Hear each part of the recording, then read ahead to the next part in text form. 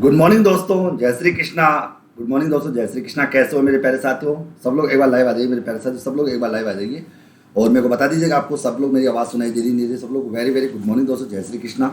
जितने भी विद्यार्थी एक बार सभी लोग लाइव आ जाइए दोस्तों, ओके, जिससे अपना सेशन अपने स्टार्ट करें और अपनी क्लास को शुरू करें। Okay, good morning, good morning, okay, good morning, good morning मेरे प्यारे साथियों। मेरे को बता दीजिए आप लोग मेरी आवाज़ सुनाई दे रही है दोस्तों, उसके बाद अपन सेशन को स्टार्ट करते हैं। ओके, निवेदिता गुड मॉर्निंग, सबको वेरी वेरी गुड मॉर्निंग। बहुत ही प्यारा सेशन है दोस्तों। आपके इनकम टैक्स का जो डर था दोस्तों, उस डर को खत्म करने के लिए मैंने कहा था 25 टेस्ट मैं लूँगा। आज आपका तीसरे नंबर का टेस्ट आपका शुरू हो रहा है दोस्तों के। ये तीसरे नंबर का टेस्ट है जिसमें आज अपन एग्जम्प्टेड इनकम्स के बारे में बात करेंगे। एग्जम्प्टेड इनकम्स को लेकर आज अपन चर्चा करने वाले। ओके, सभी लोग एक बार मेरे को कमेंट करके जरूर जवाब दें कि आप सभी को मेरी आवाज़ सुनाई दे रही है नहीं दे रही। ओके, उसके बाद मैं सेशन को स्टार्ट करता हूँ और उसके बाद टॉपिक को अपन शुरुआत करते हैं। ओके, और अपन विभिन्न प्रकार के प्रश्नों के माध्यम से अपन चलते हैं। Okay, very very good morning दोस्तों। तो आप लोगों का जो जनरली डर रहता है दोस्तों, उस डर को खत्म करने के लिए मैंने आपको यूनिट नंबर 5 और यूनिट नंबर 10 दोनों आप लोगों की चल रही है। यूनिट नंबर 5 बिजनेस स्टैटिक्स का आपका रिवीजन चल रहा है और यूनिट नंबर 10 आपका दोस्तों ये चल रहा है ओके, इनकम टैक्स का। इससे पहले यूनिट नंबर 3 अपन पूरी रिवाइज कर चुके हैं और बहुत सारी यूनिट अपन ऑलरेडी रिवाइज कर सके।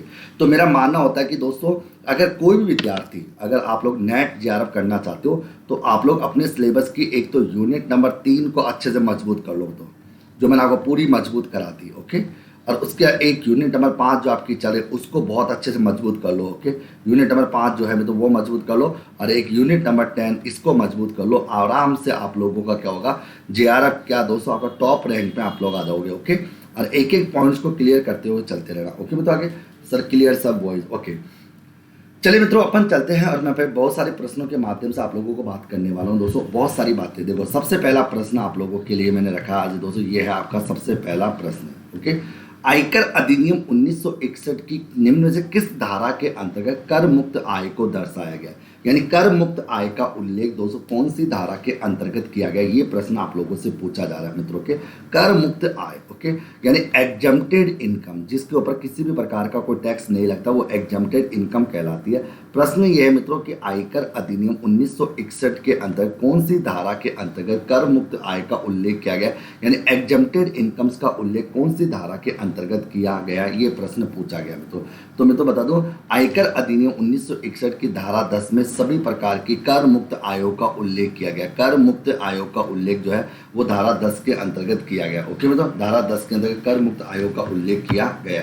एग्रीकल्चर इनकम अलग है, मैंने यहाँ पे केवल कर मुक्त आय की बात कर रहा हूँ कि कर मुक्त आयों का उल्लेख धारा 10 के अंतर्गत किया गया। ओके, अब देखो मैं आपको कुछ बातें लिखा देता हूँ दोस्तों, जिनको आप अपनी अलग से कॉपी में भी मेंशन कर सकते हो। ओके, देखो कैसे मैं आपको बताता हूँ दोस्तों। अगर मैंने ओके कि सैलरी हेड की, मैं आपको सबसे पहले सैलरी हेड की बात करता हूँ। सैलरी हेड की कर मुक्त आय, सैलरी हेड की कर मुक्त आय ओके, कि सैलरी हेड के अंतर्गत कौन कौन सी कर मुक्त इनकम्स है उनके बारे में बात करेंगे। ओके, सैलरी हेड के अंतर्गत कौन कौन सी कर मुक्त आय होती है उनके बारे में आज की बात अपन करेंगे। ओके, सैलरी हेड के अंतर्गत कौन कौन सी कर मुक्त आय है उनके बारे में बात करेंगे। ओके, देखो सबसे पहला तो होता है दोस्तों आपका बोनस। अब देखो ये बोनस जो होता है तो ये कर मुक्त होता है तो, लेकिन कब होता है दोस्तों, जब ये ड्यू आधार पर हो। ड्यू आधार पर, अगर ये ड्यू आधार पर अगर होता, ड्यू आधार पर हो, अगर बोनस ड्यू आधार पर होता है, रिसीव नहीं होता दोस्तों,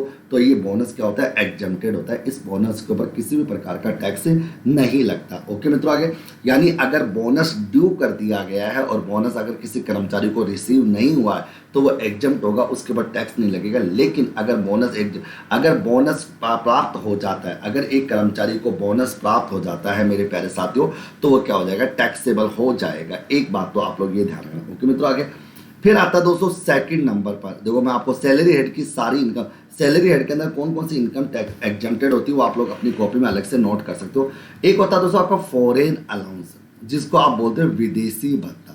अब देखो इसके ये विदेशी भत्ता जो होता है, विदेशी भत्ता जो होता है, फॉरेन अलाउंस जिसे अपन विदेशी भत्ता जो होता है। ओके, मतलब विदेशी भत्ता जो होता है तो ये भी क्या होता है दोस्तों आपका एग्जम्प्टेड होता है दोस्तों। ओके, अब सुनो ये भी क्या होता है, कर मुक्त होता है। कर मुक्त होता है कि ओनली सरकारी कर्मचारी के लिए, सरकारी कर्मचारी के लिए, सरकारी कर्मचारी के लिए, ये साथ में सरकारी कर्म, इनको अच्छे से नोट कर लेना दोस्तों। सरकारी कर्मचारी के लिए, अगर किसी सरकारी कर्मचारी को कोई विदेशी भत्ता प्राप्त होता है तो वो कर मुक्त होगा, लेकिन अगर गैर सरकारी कर्मचारी है अथवा विदेशी नागरिक को प्रदान किया जाएगा तो वो एग्जम्प्टेड नहीं होगा।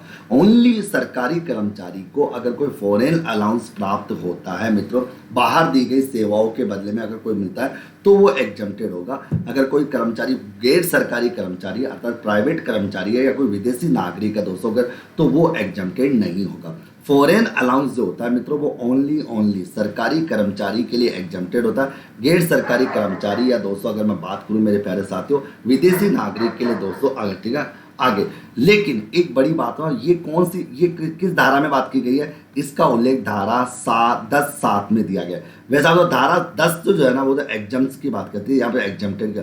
तो फॉरेन अलाउंस अंडर सेक्शन 10(7) के अनुसार अगर किसी सरकारी कर्मचारी को कोई फॉरेन अलाउंस प्राप्त होता है तो वो एग्जम्प्टेड होता है। लेकिन अगर वो गैर सरकारी कर्मचारी को या अथवा किसी विदेशी नागरिक को कोई फॉरेन अलाउंस प्राप्त होता है तो वो एग्जम्प्टेड नहीं होता दोस्तों, वो फुल्ली का फुल्ली टैक्सेबल होता है। ये बात आप लोगों को समझने की कोशिश आप लोगों को यहाँ पर करनी है। ओके, तीसरे नंबर की बात सुनिए। तीसरा नंबर आपका आता है मित्रों अलाउंस टू जजेज। मित्रों अलाउंस टू जजेज, अगर मान लो अलाउंस टू जजेज की बात करें, अलाउंस टू जजेज, अगर जज को कोई भी अलाउंस मिलता है, ओके, लेकिन जज कौन सा, तो उच्चतम न्यायालय यानी हाई कोर्ट और सुप्रीम कोर्ट, अगर हाई कोर्ट के जज को और सुप्रीम कोर्ट के जज को अगर कोई अलाउंस मिलता है वो फुल्ली का फुल्ली एग्जम्प्टेड होता है। अगर उच्चतम न्यायालय या उच्च न्यायालय हाई कोर्ट और सुप्रीम कोर्ट के जज को जो अलाउंस मिलता है, जो भत्ता उनको मिलता है मित्रों, तो वो भत्ता भी क्या होता है, फुल्ली एग्जम्प्टेड होता है मित्रों।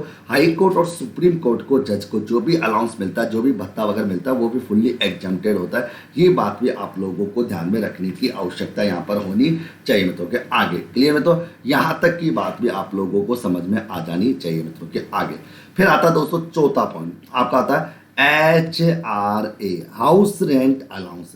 हाउस रेंट अलाउंस की जब बात करते हैं तो अंडर सेक्शन 10 से 13A, अंडर सेक्शन 10 से 13A हाउस रेंट अलाउंस की बात करें और मकान किराया भत्ता अंडर सेक्शन 10(13)A के अंतर्गत जो एग्जम्प्टेड होता है, लेकिन कहाँ तक होता है, जो up to 10% of basic 10% of salary, 10% salary तक क्या होता है एग्जम्प्टेड होता है, इससे ज़्यादा नहीं होना चाहिए। 10% ऑफ सैलरी तक जो होता है वो HRA एग्जम्प्टेड होता है, जिसके बारे में अपन बात कर चुके हैं। ओके, तो HRA जो होता है इसमें देखो आपको एग्जाम में क्या पूछेगा, वहाँ से पूछेगा कि हाउस रेंट अलाउंस कौन सी धारा के अंतर्गत आता है, तो ये 10(13)A के अंतर्गत आता है। मित्रों देखो अपनी कॉपी और पेन रखना, मैं अभी आपको सैलरी हेड के अंतर्गत जितने भी एग्जम्प्टेड पॉइंट्स है वो सारे पॉइंट आपको शॉर्ट शब्दों में लिखा रहा हूँ। ओके, सैलरी हेड के, केवल सैलरी हेड की बात करूँ दोस्तों। ओके, आगे तो देखो बोनस एग्जम्प्टेड होगा जब वो ड्यू है, अगर रिसीव हो गया तो एग्जम्प्टेड नहीं होगा।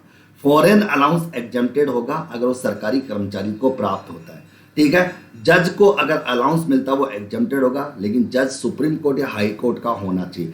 HRA एग्जम्प्टेड होगा अंडर सेक्शन 10(13)A के 10(13)A में। ओके, और फॉरेन अलाउंस 10(7) के अंतर्गत आ जाएगा। ओके, सब लिख लो दोस्तों आगे, भाई सब करो सर। ओके आगे जी सर। ओके, क्योंकि ये पॉइंट है शॉर्ट के जो आपको साइड में लिखने हैं, यहीं से क्वेश्चन पूछेगा दोस्तों आप लोगों से, सारे प्रश्न वो यहीं से उठाता रहेगा और आपको टेंशन लेने की आवश्यकता। देखो HRA आपका दोस्तों एग्जम्प्टेड, अगर HRA एग्जम्प्टेड होगा 10% ऑफ सैलरी तक, ओके, उससे ज़्यादा एग्जम्प्टेड वहाँ पर नहीं माना जाएगा। ओके, मैं तो अब सुनिए, फिर उसके बाद में बात करूँ तो चिल्ड्रन एजुकेशन अलाउंस। अब देखो कई बार क्या होता है children education allowance, children education allowance. अब सुनिए तो children education allowance, okay, children education allowance exempted होता है, लेकिन कब कितना होता है, अप टू 100 रुपये पर मंथ पर चाइल्ड, 100 रुपये पर मंथ पर child. Okay, maximum 2 child, maximum 2 बच्चों तक क्या होता है ये एग्जम्प्टेड होता है, मैक्सिमम 2 चाइल्ड, 2 बच्चों तक एग्जम्प्टेड होता है। Okay, children education allowance exempted होता है मेरे प्यारे साथियों, लेकिन 100 रुपये तक एग्जम्प्टेड होता है और वो भी पर मंथ। ओके, और पर चाइल्ड और मैक्सिमम 2 बच्चों तक एग्जम्प्टेड होता है, उसके बाद एग्जम्प्टेड नहीं माना जाएगा। ओके, इसका मतलब 100 रुपये तक क्या होगा वो एग्जम्प्टेड होगा। ओके, चिल्ड्रन एजुकेशन अलाउंस की मैं बात करूँ। ओके, चिल्ड्रन एजुकेशन अलाउंस की मैं बात, ओके आगे, ठीक है। तो मित्रों मैंने क्या कहा, कि चिल्ड्रन एजुकेशन अलाउंस जो 100 रुपये पर मंथ पर चाइल्ड तक एग्जाम्प्टेड होगा, मैक्सिमम 2 बच्चों तक वो एग्जाम्प्टेड होगा, इसके अलावा एग्जाम्प्टेड नहीं होगा। आगे छठा पॉइंट, ओके, छठे बिंदु पर मैं बात करूँ, छठे बिंदु पर मैं बात करूँ, ये आएगा दोस्तों children hostel allowance, children hostel allowance. अब भाई साहब चिल्ड्रन हॉस्टल अलाउंस जो होता है, चिल्ड्रन हॉस्टल अलाउंस, अब इसके बारे तो चिल्ड्रन हॉस्टल अलाउंस एग्जम्प्टेड होता है, वो भी कहाँ होता है, अप टू 300 रुपये पर मंथ पर चाइल्ड, ओके, 300 रुपये पर मंथ पर चाइल्ड, ओके, और मैक्सिमम जो होगा वो 2 चाइल्ड तक होगा, मैक्सिमम जो होगा तो वो 2 चाइल्ड तक आपका होगा, मैक्सिमम 2 चाइल्ड तक होगा, ओके, 300 रुपये पर मंथ तक, ओके। तो मैंने कहा कि children hostel allowance, children hostel, okay, तो चिल्ड्रन हॉस्टल अलाउंस 300 रुपये पर मंथ पर चाइल्ड तक एग्जम्प्टेड होता है मित्रों, ओके। तो वहाँ पर 300 रुपये तक आपको उसको एग्जम्प्टेड करना होगा। सातवां पॉइंट अपनी कॉपी में लिख सकते हो, ट्राइवल। मैं आपको दोस्तों आज इस कक्षा के माध्यम से सैलरी हेड के सारे एग्जम्प्टेड पॉइंट बताने वाला हूँ, ओके। ट्राइवल, ओके, मतलब ट्राइवल एरिया अलाउंस। अब भाई साहब ट्राइबल एरिया अलाउंस होता है, tribal area allowance, tribal area allowance होता है तो वो भी एग्जम्प्टेड होता है अप टू 200 रुपये पर मंथ तक, 200 रुपये पर मंथ तक होता है, ओके। तो जनजाति ट्राइबल एरिया अलाउंस 200 रुपये तक क्या होता है, एग्जम्प्टेड होता है। लेकिन यहाँ पर एक खास बात है, ये एग्जम्प्टेड होता है 9 राज्यों में। कितने राज्यों में? 9 राज्यों में एग्जम्प्टेड होता है, बाकी राज्यों में टैक्सेबल होता है। 9 राज्यों की बात करें तो एक हो जाएगा आपका मध्य प्रदेश, एक हो जाएगा आपका उत्तर प्रदेश, एक हो जाएगा आपका बिहार मित्रों, एक हो जाएगा आपका पश्चिम बंगाल, एक हो जाएगा आपका कौन सा बंगाल, पश्चिम बंगाल हो जाएगा मित्रों, एक हो जाएगा आपका आसाम, एक हो जाएगा आपका आसाम, एक हो जाएगा आपका त्रिपुरा, कौन सा आपका त्रिपुरा आपका आ जाएगा मित्रों के, एक आ जाएगा आपका उड़ीसा, कौन सा आपका, एक आ जाएगा आपका उड़ीसा, एक आ जाएगा आपका तमिलनाडु, कौन सा नाडु, तमिलनाडु, और एक हो जाएगा आपका कर्नाटक, ओके। तो इन 9 राज्यों की जब बात करें तो इन 9 राज्यों में ट्राइबल एरिया अलाउंस होता है वो 200 रुपये पर मंथ तक क्या होता है, एग्जम्प्टेड होता है। कहाँ कहाँ पर? मध्य प्रदेश में, उत्तर प्रदेश में, बिहार में, पश्चिम बंगाल में, आसाम में, त्रिपुरा में, उड़ीसा में, तमिलनाडु में और कर्नाटक में। अगर इन 9 राज्यों में अगर कोई कर्मचारी, अगर इन 9 राज्यों में अगर कोई नियोक्ता अपने कर्मचारी को कोई ट्राइबल एरिया अलाउंस देता है तो वो 200 रुपये पर मंथ तक क्या होता है, एग्जम्प्टेड होता है मेरे प्यारे साथियों के। आगे फिर बात करते हैं अपन ट्रांसपोर्ट अलाउंस में। तो एक होता है आपका ट्रांसपोर्ट अलाउंस। अब ट्रांसपोर्ट अलाउंस के बारे, ट्रांसपोर्ट अलाउंस भी क्या होता है, एग्जम्प्टेड होता है। तो ट्रांसपोर्ट अलाउंस एग्जम्प्टेड होता है तो अगर एक नियोक्ता अपने कर्मचारी को, मतलब आगे, ठीक है, आगे तो मेरा बिल्कुल दोस्तों बिल्कुल होती है। तो मैंने कहा कि अगर एक नियोक्ता द्वारा कर्मचारी को कोई निवास स्थान तक, कार्यालय तक आने जाने के लिए जो अलाउंस देता है मित्रों, वो कितना होता है तो 3200 रुपये पर मंथ तक, 3200 रुपये पर मंथ तक क्या होगा दोस्तों, एग्जम्प्टेड होगा, 3200 रुपये पर मंथ तक एग्जम्प्टेड होगा।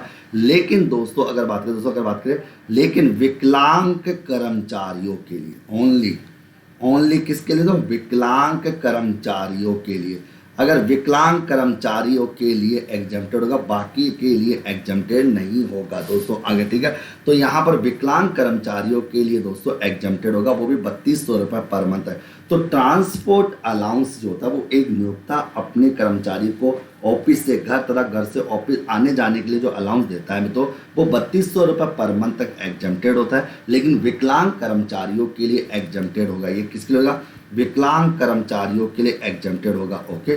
फिर अपन बात करते हैं तो अंडरग्राउंड, मैंने कहा तो underground coal mines allowance, coal mines allowance, okay. Underground coal mines allowance जो होता है, अंडरग्राउंड कोल माइंस जो allowance, underground coal mines allowance जो होता है तो यानी जमीन के नीचे खान में काम करने वाले कर्मचारियों को जो अलाउंस मिलता है तो वो अप टू 800 रुपये पर मंथ तक क्या होता है, एग्जम्प्टेड होता है। अप टू 800 रुपये पर मंथ तक क्या होता है, वो एग्जम्प्टेड होता है मित्रों के, अप टू 800 रुपये पर मंथ तक क्या होता है, वो एग्जम्प्टेड यहाँ पर होगा, ओके मित्रों। आगे फिर अपन बात करते हैं 10वें नंबर की बात करें। आज आपको सारी लिस्ट बता दूंगा दोस्तों, इसमें सैलरी हेड, केवल सैलरी हेड की बात करूंगा दोस्तों मैं सैलरी। फिर आता है दोस्तों ट्रांसपोर्ट ड्यूटी अलाउंस। अब तुम कहोगे सर ये दोनों में क्या अंतर है, अभी बता दो। Transport duty allowance, transport duty allowance, okay, transport duty allowance. देखो ट्रांसपोर्ट अलाउंस तो एक नियोक्ता अपने कर्मचारी को घर से ऑफिस तथा ऑफिस से घर आने के लिए जो अलाउंस देता है वो अलाउंस होता है। ट्रांसपोर्ट ड्यूटी अलाउंस दोस्तों ओके में तो ये उन संस्थानों के द्वारा दिया जाता है जो यातायात कार्य में संलग्न है, यानी जिनका ट्रांसपोर्ट का बिजनेस है। तो ट्रांसपोर्ट बिजनेस में कार्यरत कर्मचारियों को जो भत्ता दिया जाता है उसको ट्रांसपोर्ट ड्यूटी अलाउंस होता है मित्रों। ट्रांसपोर्ट ड्यूटी अलाउंस जो होता है मित्रों क्या होता है 70% ऑफ अलाउंस ओके, यानी उस अलाउंस का 70% और 10,000 रुपये पर month whichever is less, इन दोनों में से जितना भी कम होगा विच एवर इज लेस वो क्या हो जाएगा आपका एग्जम्प्टेड आपका हो जाएगा ओके। तो मित्रों मैंने क्या कहा ट्रांसपोर्ट ड्यूटी अलाउंस, देखो पहले तो ये समझने की कोशिश करना है। तो मैंने क्या कहा ट्रांसपोर्ट ड्यूटी अलाउंस, देखो ट्रांसपोर्ट ड्यूटी अलाउंस जो है वो यातायात कार्यों में संलग्न है, यानी जो ट्रांसपोर्ट कंपनीज होती है ट्रांसपोर्ट कंपनीज के मालिक के द्वारा अपने कर्मचारियों को जो अलाउंस दिया जाता है उसको ट्रांसपोर्ट ड्यूटी अलाउंस कहा जाता है। ये अलाउंस दोस्तों क्या होता है अलाउंस का 70% और 10,000 रुपये पर मंथ जो मैक्सिमम बिल्कुल मैक्सिमम कहता है मैक्सिमम 10,000 रुपये पर मंथ तक एग्जम्प्ट होगा, मैक्सिमम 10,000 रुपये पर मंथ तक एग्जम्प्ट होगा, उसके बाद मतलब वहाँ तक एग्जम्प्ट होगा। ये बात आपको समझने की बहुत ज़्यादा कोशिश आप लोगों को यहाँ पर करनी है ओके। मैं तो ये चीज़ आपको ध्यान में रखने की आवश्यकता दोस्तों अगर बात करें तो ओके। इसके अलावा दोस्तों आपको मैं एक चीज़ और क्लियर कर दूँ मित्रों कि आपका जो अगर बात करो इस आइसलैंड जो होता है तो आपका द्वीप नियुक्ति आइसलैंड ड्यूटी अलाउंस जो होता है आइसलैंड ड्यूटी अलाउंस जो होता है वो अप टू मित्रों 3250 रुपये पर मंथ तक क्या होता है एग्जम्प्ट होता है। लेकिन ये एग्जम्प्टेड होते हैं अंडमान निकोबार और लक्षद्वीप समूह के लिए। ये क्या होते हैं अंडमान निकोबार में, तो अंडमान निकोबार व लक्षद्वीप समूह के लिए, किसके लिए लक्षद्वीप समूह के लिए, अंडमान निकोबार व लक्षद्वीप समूह के लिए दोस्तों ये क्या होता है एग्जम्प्टेड होता है, बाकी के लिए एग्जम्प्टेड दोस्तों यहाँ पर नहीं होता मेरे प्यारे साथियों। ये बात भी आप लोगों को ध्यान में रखने की आवश्यकता होनी चाहिए ओके। अब बात करें दोस्तों आगे ओके, देखो 11 पॉइंट आप लोग फिर आता है दोस्तों आपका 12वें नंबर का पॉइंट जो आपको दोस्तों ये कहता है दोस्तों earn leave salary, earn leave salary की मैं बात करूँ अर्न लीव सैलरी की जब बात करता हूँ मित्रों तो अर्न लीव सैलरी जो होती है मित्रों वो क्या होती है अप टू 3 लाख रुपए तक क्या होती है एग्जम्प्टेड होती है, अप टू 3 लाख रुपए तक क्या होती है एग्जम्प्टेड होती है अर्न लीव सैलरी। इसकी तो धारा भी आपको याद रखनी है, धारा 10 से डबल ए। अगर मान लो उपार्जित अवकाश वेतन, अगर किसी कर्मचारी ने अवकाश को अर्जित करके जो वेतन प्राप्त किया है तो वो वेतन 3 लाख रुपए तक क्या होता है एग्जम्प्टेड होता है। तो 3 लाख रुपए तक उसकी लिमिट है दोस्तों, 3 लाख रुपए तक वो एग्जम्प्टेड माना जाता है ओके। अगर यहाँ हालांकि मैं पूरे प्रोविजन नहीं बता रहा, केवल मेन मोटा मोटा जो आपको एग्जाम में काम आने वाला होगा वो सारे पॉइंट्स आपको यहाँ पर क्लियर करके बता रहा हूँ ओके में। तो फिर आता है जो ग्रेजुएटी की बात है तो आपसे बोलो कि ग्रेजुएटी की लिमिट कितनी है, तो भाई साहब ग्रेजुएटी की लिमिट है अप टू 20 लाख तक ग्रेजुएटी एग्जम्प्ट होती है। 20 लाख तक क्या होती है ग्रेजुएटी एग्जम्प्टेड होती है मित्रों।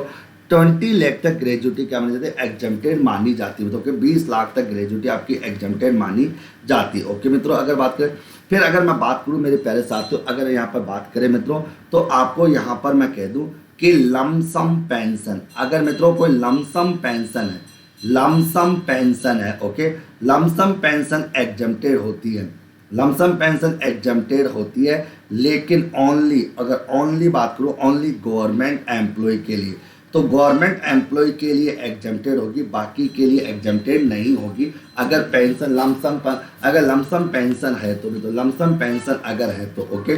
फिर मैं अगर पॉइंट नंबर 5 लूँ कंपनसेशन, क्या लिखो तो कंपनसेशन की बात करूँ, क्षतिपूर्ति राशि होती है वो अप टू 5 लाख रुपए तक क्या होती है एग्जम्प्टेड होती है। क्षतिपूर्ति के रूप में जो पैसा किसी कर्मचारी को मिलता है तो वो 5 लाख रुपए तक क्या होता है ओके, तो 5 लाख रुपए तक क्या होता है एग्जम्प्टेड होता है ओके। 5 लाख रुपए तक क्या होता है एग्जम्प्टेड आपका होता है ओके। फिर उसके बाद 16वें नंबर का पॉइंट आप देखिए, 16वें नंबर होता है ये होता है VRS voluntary retirement scheme. Voluntary retirement scheme तक के तहत अगर कोई पैसा मिलता है वो भी 5 लाख रुपए तक एग्जम्प्टेड होता है। यानी वॉलेंट्री रिटायरमेंट स्कीम के अंतर्गत अगर किसी कर्मचारी को कोई पैसा प्राप्त होता है मित्रों, वो भी कहाँ तक 5 लाख रुपए तक क्या होता है, एग्जेम्प्टेड होता है। यानी 5 लाख रुपए तक उसको एग्जेम्प्टेड माना जाता है मित्रों के 5 लाख रुपए तक एग्जेम्प्टेड माना जाता है। ओके मित्रों, अगर 5 लाख रुपए तक एग्जेम्प्टेड माना जाता है। ओके मित्रों, आगे फिर आता है दोस्तों आपका, अगर मान लो प्रोविडेंट फंड की बात करो, okay, recognise provident fund, recognise provident fund का जो कंट्रीब्यूशन होता है वो 20% ऑफ, अगर 20% सॉरी 12%, 12% ऑफ सैलरी तक क्या होता है, एग्जेम्प्टेड होता है।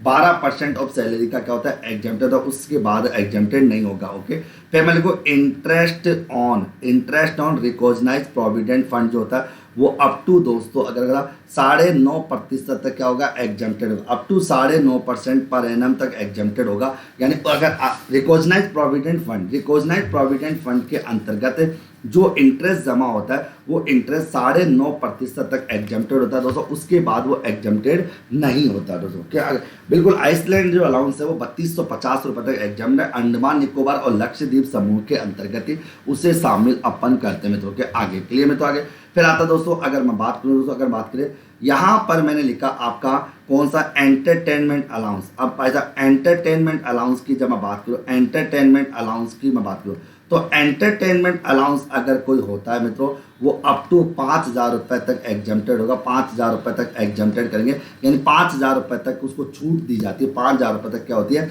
उसको छूट यहाँ पर दी जाती है। ये बात भी आपको ध्यान में रखने की आवश्यकता होगी, 5,000 रुपये तक की छूट उसे दी जाती है। ओके, फिर मैं बात करूँ दोस्तों, अगर मैं यहाँ पर बात करूँ आप लोगों के लिए, अगर मित्रों रेंट देखो, rent free accommodation RFA, rent free accommodation अगर मान लो किसी जज को दी जाती है, अगर रेंट फ्री अकोमोडेशन किसी जज को दी जाती है मित्रों, या किसी MLA MP को दी जाती है, MLA MP को दी जाती है तो फुल्ली एग्जेम्प्टेड होती है। क्या होती है, फुल्ली एग्जेम्प्टेड होती है रेंट फ्री अकोमोडेशन जो होता है मित्रों के।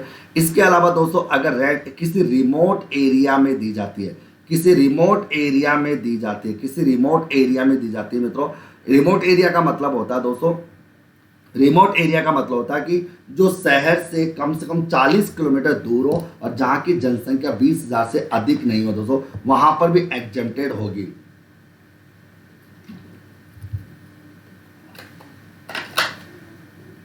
ओके, तो ये देखना, अगर देखो रेंट फ्री अकोमोडेशन अगर किसी जज या अगर मैंने कहा तो रेंट फ्री अकोमोडेशन अगर किसी जज MLA या MP को दी जाती है तो फुल्ली क्या होगी, एग्जेम्प्टेड होगी मित्रों के। अगर ये दोस्तों किसी रिमोट एरिया के अंतर्गत दी जाती है, अगर किसी रिमोट एरिया के अंतर्गत दोस्तों इसे दिया जाता है मित्रों, रिमोट एरिया के अंतर्गत दिया जाता है, तो रिमोट एरिया के अंतर्गत देना मतलब होता है जो सिटी से दोस्तों कम से कम 40 किलोमीटर दूर हो मित्रों के, और जहाँ की जनसंख्या दोस्तों 20,000 से अधिक नहीं होती है, तो वहाँ पर इसको छूट दी जाएगी। वहाँ पर ये क्या रहेगी, छूट आपके सामने रहेगी दोस्तों के। ये चीज़ भी आप लोगों को ध्यान में रखने की आवश्यकता है मित्रों के, इस चीज़ को भी आप लोगों को ध्यान में रखने की आपको आवश्यकता यहाँ पर होनी चाहिए मित्रों के। आगे क्लियर तो उसके अलावा दोस्तों अपन जानते हैं, अपन समझने की कोशिश करते हैं। यहाँ पर अगर मैं बात करूँ तो अगर मैं बात करूँ, एक मिनट, ओके, अब देखो इसके अलावा दोस्तों आपके सामने आ जाता है कि किराए को लेकर अगर बात करें, किराया जो होता है मैं तो अगर बात करूं इंटरेस्ट फ्री लोन जो होता है, इंटरेस्ट फ्री लोन आपका यहाँ पर आता है, इंटरेस्ट फ्री लोन अगर इंटरेस्ट फ्री लोन अगर एक कर्मचारी को देता है मित्रों, तो इंटरेस्ट फ्री लोन जो होता है मित्रों वो अप टू 20,000 तक 20,000 तक एग्जेम्प्ट होता है। 20,000 तक के लोन की राशि तो एग्जाम्प्ट है। 20,000 के बाद अगर होता है तो उसके बाद पूरा का पूरा उस पर टैक्स लगेगा, वो भी किस आधार पर, जो सरकार ने रेटें तय कर रखी है, RBI के गवर्नर ने जो रेटें तय कर रखी है। फिर आपका इसमें आता है गिफ्ट की जब बात करते हैं मित्रों, ओके, तो गिफ्ट जो होता है मित्रों अप टू 5,000 रुपये तक, गिफ्ट जो होता है वो अप टू 5,000 तक क्या होता है, एग्जेम्प्टेड होता है। अगर एक एम्प्लॉय अगर एक नियोक्ता अपने कर्मचारी को 5,000 रुपये तक का कोई गिफ्ट देता है दोस्तों, वो 5,000 का गिफ्ट क्या होता है दोस्तों, एग्जेम्प्टेड होता है। वो 5,000 का गिफ्ट क्या होता है, एग्जेम्प्टेड माना जाता है। ओके मित्रों, आगे तो दोस्तों ये जनरली जो मोटा मोटी मैंने आपको सारी बातें बताई दोस्तों, ये सारी की सारी बातें आप लोगों को जो क्लियर कर दी मित्रों, ये सारे जो मेन मोटे मोटे जो बिंदु मैंने आपके सामने रखे, वो सारे के सारे किसके बारे में, सैलरी हेड के बारे में थे, जहां से एक प्रश्न एग्जाम में जरूर बन जाता है। हालांकि मैं जब आपको सैलरी के क्वेश्चन सोल्व कराऊंगा तब आपको और बताऊंगा, लेकिन मैंने मोटा मोटी आपको सारा लिखा दिया कि बोनस अगर ड्यू बेसिस पर है, रिसीव अगर नहीं हुआ है तो एग्जम्प्टेड होगा। फॉरेन अलाउंस अगर किसी सरकारी कर्मचारी को मिलता है वो एग्जम्प्टेड होगा मित्रों। अगर किसी हाई कोर्ट या सुप्रीम कोर्ट के जज को कोई अलाउंस मिलता है वो एग्जम्प्टेड होगा। अगर कोई एचआरए हाउस रेंट अलाउंस है अंडर सेक्शन 10(13)(a) के अंतर्गत है वो 10% ऑफ सैलरी तक एग्जम्प्ट होगा। चिल्ड्रन एजुकेशन अलाउंस 100 रुपये पर मंथ तक एग्जम्प्ट होगा। चिल्ड्रन हॉस्टल अलाउंस 300 रुपये पर मंथ तक एग्जम्प्ट होगा। ट्राइबल एरिया अलाउंस 200 रुपये पर मंथ तक एग्जम्प्ट होगा, लेकिन 9 राज्यों में एग्जम्प्टेड होगा। ट्रांसपोर्ट अलाउंस विकलांग कर्मचारियों के लिए 3200 रुपये एग्जम्प्ट पर मंथ एग्जम्प्टेड होगा। Okay, underground coal mines allowance 800 रुपये पर मंथ एग्जम्प्ट होगा। Transport duty allowance 70% of allowance है 10 अगर बात है। ओके ओके भी तो आगे पॉपुलेशन से बेटा महिमा 20,000 से ज्यादा की पॉपुलेशन नहीं होनी चाहिए। ओके, अप टू अगर आइसलैंड ड्यूटी अलाउंस जो होता है मित्रों, आइसलैंड ड्यूटी अलाउंस जो होता है मित्रों वो 3250 रुपये पर मंथ तक एग्जम्प्ट होगा, लेकिन अंडमान निकोबार और लक्षद्वीप समूह के लिए। ओके, आगे काइंड्स की बात करें, केस तो फुल्ली काइंड्स में अगर तो एंड लीव सैलरी 3 लाख रुपए तक एग्जम्प्ट होती है। ग्रेजुटी 20 लाख तक एग्जम्प्टेड होगी मेरे प्यारे साथियों। लमसम पेंशन फुल्ली एग्जम्प्टेड होगी गवर्नमेंट एम्प्लॉय के लिए। कंपनसेशन 5 लाख रुपए तक एग्जम्प्ट होगा। वॉलेंट्री रिटायरमेंट स्कीम जो है उसके तहत अगर अपन को कोई कंपनसेशन प्राप्त होता है वो 5 लाख तक एग्जम्प्ट होगा। रेंट फ्री अकोमोडेशन जो होता है तो रेंट फ्री अकोमोडेशन RFA जो होता है, sorry recognised provident fund 12% of salary तक एग्जम्प्ट होता है। Interest on recognised provident fund का पैसा 9.5% तक एग्जम्प्ट होता है। एंटरटेनमेंट अलाउंस 5,000 तक एग्जम्प्टेड होता है। रेंट फ्री अकोमोडेशन जज MLA MP का फुल्ली एग्जम्प्टेड होता है। रिमोट एरिया का एग्जम्प्टेड होता है। रेंट इंटरेस्ट फ्री लोन जो होता है वो 20,000 तक एग्जम्प्ट होता है। और गिफ्ट जो होता है मित्रों, अगर गिफ्ट की बात हो, अगर गिफ्ट केस में मिला है तब तो दोस्तों फुल्ली टैक्सेबल होगा। अगर किसी वस्तु के तौर पे मिला है तो 5,000 तक एग्जम्प्टेड होगा मित्रों। बताइए मित्रों, ये सैलरी हेड के एग्जम्प्टेड पॉइंट है दोस्तों, जो मैं आपके सामने टीका टिप्पणी कर रहा था, जो आपको बता रहा था। ओके, कि सैलरी हेड के अंतर्गत कौन कौन से ऐसे पॉइंट्स है जो एग्जम्प्टेड पॉइंट्स के अंतर्गत आते हैं मित्रों के। तो एग्जम्प्टेड पॉइंट के अंतर्गत ओके, उम्मीद करता हूं आप लोगों ने सैलरी हेड से संबंधित सारे के सारे पॉइंट्स को आपने अपनी कॉपी में उतार लिया होगा और बहुत ही शानदार और जानदार तरीके से आपने इनको समझ लिया होगा, क्योंकि यहां से एक प्रश्न एग्जाम में हमेशा बनता है। हर साल दोस्तों नेट JRF का पेपर हो या कहीं का पेपर हो, एक प्रश्न आप लोगों को बन जाता है। मैंने आपको बहुत ही अच्छी तरह से और लाजवाब तरीके से आपको ये सारी बातें अच्छे से मैंने आपको बता दी। एक बार थम्स अप कर दो कि ये सारी बातें आपको समझ में आ गई क्या। सैलरी हेड के जितने भी अच्छे अच्छे पॉइंट्स थे दोस्तों जो एग्जम्प्टेड पॉइंट्स के अंतर्गत आते हैं, तो सारे के सारे पॉइंट्स मैंने आपको कवर यहाँ पर कर दिए। ओके, अब मैं चलता हूँ दोस्तों अपने क्वेश्चनों की ओर चलता हूँ। देखो ये तो हो गया कि किस धारा में कर मुक्त आय को दिया, धारा 10 में, धारा 10(1) में एग्रीकल्चर इनकम आती है। आ गया था धारा, अगर बात करो तो ठीक है आगे धारा 10(34), धारा 10(34) के अनुसार घरेलू कंपनी से जो लाभांश की आय होती है, बताइए।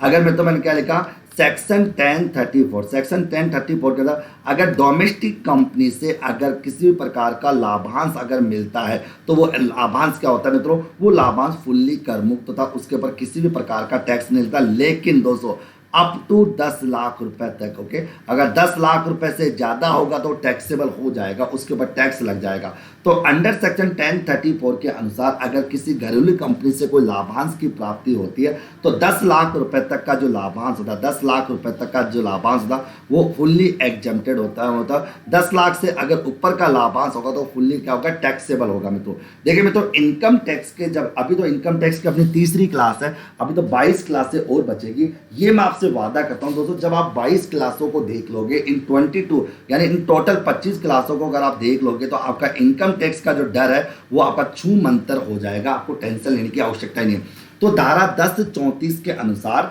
घरेलू कंपनी अगर किसी डोमेस्टिक कंपनी से, लेकिन धारा घरेलू कंपनी से अगर किसी विदेशी कंपनी से अगर कंपनी से लाभांश मिलता है वो फुल्ली टैक्सेबल होगा।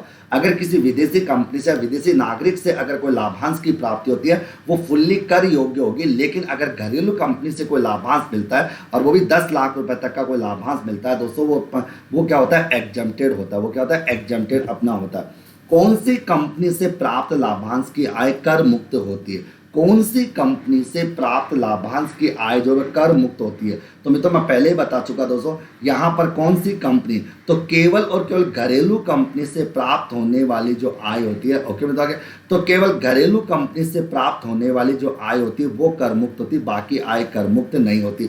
तो घरेलू कंपनी से प्राप्त होने वाली आय क्या होती है, कर मुक्त होती है। डोमेस्टिक कंपनी से अभी बताया था अंडर सेक्शन 34, ओके मैं तो आगे 1034, यदि भारत में निवासी करदाता को गत वर्ष में 10 लाख से अधिक का लाभांश प्राप्त होता है तो ये लाभांश क्या होगा। मैं अभी थोड़ी देर पहले बताया था कि यदि भारत में निवासी करदाता को गत वर्ष यानी प्रीवियस ईयर में 10 लाख से ज़्यादा का लाभांश प्राप्त होता है वो फुल्ली कर योग्य होगा। 10 लाख रुपए तक का लाभांश एग्जम्प्टेड होता है। 10 लाख से अधिक का कोई लाभांश अगर किसी को प्राप्त होता है मित्रों वो फुल्ली कर योग्य होगा, वो टैक्सेबल माना जाएगा। ओके मित्रों, अगला पॉइंट, निम्न में से कर मुक्त आय कौन कौन सी है। तो भाई साहब कर मुक्त आय एक तो धारा 10 से 23D में वर्णित पारस्परिक कोष के यूनिट से, अगर म्यूचुअल फंड्स के यूनिट से प्राप्त होने वाली आय एग्जम्प्टेड होती है। प्रशासक से यूनिटों पर प्राप्त होने वाली आय, निधिश कंपनियों से यूनिट, तो किसी भी प्रकार की यूनिट्स या म्यूचुअल फंड से अगर कोई इनकम प्राप्त होती है वो फुल्ली की फुल्ली क्या होती है, एग्जम्प्टेड होती है, उसके ऊपर टैक्स नहीं लगता। किसी भी प्रकार के म्यूचुअल फंड्स या यूनिट ट्रस्ट ऑफ इंडिया के तहत किसी यूनिट को बेचने से जो इनकम प्राप्त होती है वो फुल्ली एग्जम्प्टेड होती है, उसके ऊपर टैक्स नहीं लगता। आगे, एक विद्यार्थी को, मैंने कहा तो एक विद्यार्थी को 2,000 रुपये प्रति माह छात्रवृत्ति प्राप्त होती है, स्कॉलरशिप प्राप्त होती है। उसने अपने अध्ययन पर 18,000 रुपये खर्च कर दिए, 6,000 रुपये की उससे बचत हुई, तो 6,000 की बचत उसके लिए क्या होगी, तो वो उसके लिए एग्जम्प्टेड होगी, क्योंकि स्कॉलरशिप जो होती है वो फुल्ली एग्जम्प्टेड होती है। स्कॉलरशिप जो होती है, तो अगर किसी विद्यार्थी को कोई स्कॉलरशिप प्राप्त होती है तो स्कॉलरशिप पे पैसा कितना खर्च किया ये मैटर नहीं करता। स्कॉलरशिप फुल्ली की फुल्ली क्या होती है, एग्जम्प्टेड होती है दोस्तों, उसके ऊपर किसी भी प्रकार का कोई टैक्स नहीं लगता। अगला, कंपनी के साधारण अंश यानी इक्विटी अंश की बात आ रहा है। कंपनी के साधारण अंश या इक्विटी ओरिएंटल फंड के यूनिट्स के अंतर्गत अगर कोई लॉन्ग टर्म कैपिटल गेन होता है, अगर मैं लॉन्ग टर्म कैपिटल गेन अगर होता है कंपनी के साधारण अंश या इक्विटी ओरिएंटल फंड के अंतर्गत, दीर्घकालीन पूंजी लाभ जो होता है वो फुल्ली क्या होता है, एग्जम्प्टेड होता है, कर मुक्त होता है, मतलब वो क्या होता है, एग्जम्प्टेड होता है, वो फुल्ली क्या होता है, एग्जम्प्टेड अपना होता है, उसके ऊपर कोई टैक्स वगैरह नहीं लगता। ओके मित्रों, आगे, एक सहायक कंपनी यानी एक होती है दोस्तों आपकी सहायक, मतलब होता है आपकी सब्सिडरी कंपनी। एक सहायक कंपनी, सब्सिडी कंपनी की भारतीय सूत्रधारी होल्डिंग कंपनी से प्राप्त राशि, ओके, एक सब्सिडी कंपनी को अपनी होल्डिंग कंपनी से अगर कोई पैसा प्राप्त होता है वो फुल्ली क्या होता है, एग्जम्प्टेड होता है। किसी भी सब्सिडी कंपनी को अपनी होल्डिंग कंपनी से जो इनकम प्राप्त होती है, जो राशि प्राप्त होती है वो फुल्ली क्या होती है, एग्जम्प्टेड होती है, उसके ऊपर किसी भी प्रकार का टैक्स यहाँ पर नहीं लगता। ओके, अगला, डाक खाने के बचत खाते से ब्याज। ओके, तो मैंने क्या कहा, तो यहाँ पर मैं एक बात क्लियर करना चाह रहा हूँ, मेरी बात सुनो, कि डाक खाने के बचत बैंक के ओके ब्याज पूर्णतः करमुक्त होता है, 3500 रुपये तक करमुक्त होता है। एक व्यक्ति खाते की दशा 3500 करमुक्त है और संयुक्त खाते में 7,000। तो तो ये बड़ा प्यारा पॉइंट है कि अगर डाकघर, अगर मैं तो पोस्ट ऑफिस में सेविंग, पोस्ट ऑफिस में सेविंग अकाउंट में जो ब्याज होता है मित्रों, वो अगर एक खाता है तो 3500 रुपये तक एग्जम्प्ट है, अगर मान लो ज्वाइंट खाता है तो 7,000 रुपये तक एग्जम्प्टेड होगा मित्रों। ओके, ये सब एग्जम्प्टेड की बात है और ये अदर सोर्सेज की बात है। आज की कक्षा में मेरा मेन मकसद था दोस्तों आपको सैलरी हेड के एग्जम्प्टेड पॉइंट्स को बताना, फिर अपन house property, capital gain, other sources वगैरह सबके पढ़ेंगे। आज की कक्षा का मेरा मेन मोटिव तो यही था आपको सैलरी हेड के अंतर्गत कौन कौन से एग्जम्प्टेड पॉइंट्स थे जो मैंने आपको मोटा मोटी आपको सारा बता दिया था। ओके, आगे, संसद सदस्यों को प्राप्त दैनिक भत्ता, अगर संसद के सदस्यों को एमएलए, एमपी वगैरह इनको जो भी संसद के सदस्यों को अगर कोई अगर मान लो कन्वेंस डेली अलाउंस प्राप्त होता है, वो डेली अलाउंस क्या होता है, फुल्ली क्या होता है, कर मुक्त होता है, पूरा का पूरा क्या होता है, एग्जम्प्टेड होता है। ओके, तो संसद सदस्यों को अगर किसी भी प्रकार का कोई भत्ता वगैरह प्राप्त होता है वो फुल्ली क्या होता है, एग्जम्प्टेड होता है, उसके ऊपर किसी भी प्रकार का कोई टैक्स वगैरह नहीं लगता। ओके, तो बताइए दोस्तों आज की कक्षा के अंतर्गत जितने भी मैंने मेन पॉइंट्स आपको बताए टैक्स को लेकर, वो सारे के सारे पॉइंट आप लोगों को क्लियर हुए या नहीं हुए, यस या नो। आज की कक्षा में दोस्तों मैंने आपको सैलरी हेड को लेकर और कुछ इंपॉर्टेंट प्रश्नों के माध्यम से आप लोगों को बताया कि कौन कौन सी चीजें एग्जेम्प्टेड होती है, वो सारे के सारे पॉइंट मैंने कवर करा दिए। और खासकर सैलरी हेड के अंतर्गत जितने भी मोटा मोटी पॉइंट थे, हालांकि इतना ही नहीं दोस्तों, पॉइंट तो बहुत सारे होते हैं, लेकिन सैलरी हेड के अंतर्गत जितने भी एग्जेम्प्टेड पॉइंट्स थे वो सारे एग्जेम्प्टेड पॉइंट मैंने आपको लिखा दिए। और उम्मीद करता हूं आपको सारे के सारे पॉइंट अच्छे से समझ में आ गए होंगे। ओके, तो दोस्तों अभी इस क्लास को यहीं बंद करते हैं। अभी 11:15 बजे आप लोगों की स्टैटिस्टिक्स की क्लास होगी, जहां पर मैं आपको कोरिलेशन की आज संगामी विचलन विधि के बारे में बात करूंगा, कॉन्करेंट डेविएशन मेथड्स के बारे में आज आप बात करूंगा। तो अभी के लिए मैं विदा लेता हूं, मेरे पैर से सभी को ऑल द बेस्ट मित्रों, आराम से पढ़िए, क्योंकि इस बार आप लोगों का जेआरएफ होना दिल को बिल्कुल तय है कि आप सभी का जेआरएफ होगा। ऐसा मैं ईश्वर से मनोकामना करता हूं कि आप सभी का जेआरएफ हो और आप सभी लोग जेआरएफ के साथ खुशी महसूस करें। ओके मित्रों, आगे ओके मित्रों, थैंक यू मित्रों, थैंक यू मित्रों, थैंक यू, बाय बाय।